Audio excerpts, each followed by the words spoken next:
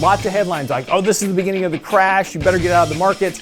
Be careful with that, because that's not exactly what it means. So here's what you need to know before the bell. Very interesting over the last couple of days. We've had this rotation we've talked about here on the show, and I'm sure Mike and I will discuss it a bit this morning, is this rotation from large cap to small cap.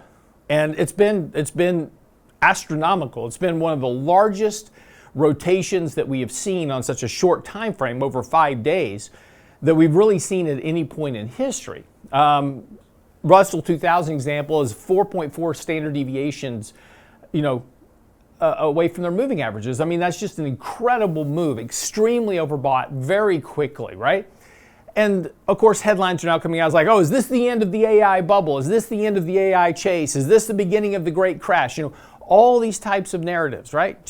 We've had a rotation in the market. It's nothing more than that. And more importantly, let's take a look at the market, right? So this is the S&P going back to just the beginning of this year. It has been just a nonstop grind higher. And here's the sell-off, right? I mean, it barely shows up on the chart itself. And if we back this up just a bit, let's just go look at a 2-year time frame for the market. You can barely even see this sell-off. The markets needed a healthy rotation. And Mike and I have been talking about this for a while, is that the markets needed a rotation. The good news about this rotation is that it's broadened the breadth of the overall market rally. So the breadth of the market rally has now expanded. That's good, right? That's bullishly positive for the markets. That broadening of the market now gives this fuel for the market in general to keep rising higher. Even if tech begins to slow down its advance, right? The rest of the market can now continue to lift the S&P higher, because now we've got other sectors of the markets now engaged in that move within the markets, right? So, this is why, again, lots of headlines like, oh, this is the beginning of the crash, you better get out of the markets. Be careful with that, because that's not exactly what it means.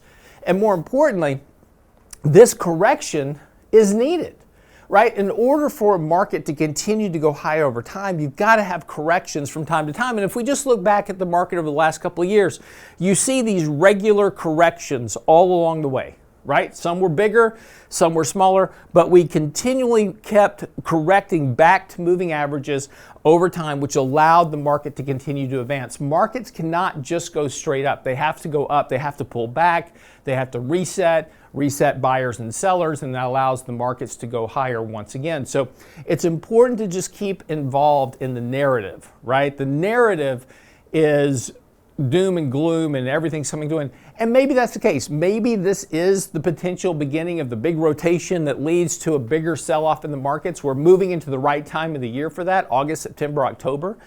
We've talked about that 5 to 10% correction. Maybe this is the beginning of that 5 to 10% correction. We don't know yet, but these are the things to pay attention to, but don't go all the way out there on the end of the curve to where some of these comments are being made, because the AI chase isn't likely over, right? The earnings growth for the S&P 500 is coming from those top 10 companies more than they are from the bottom 490.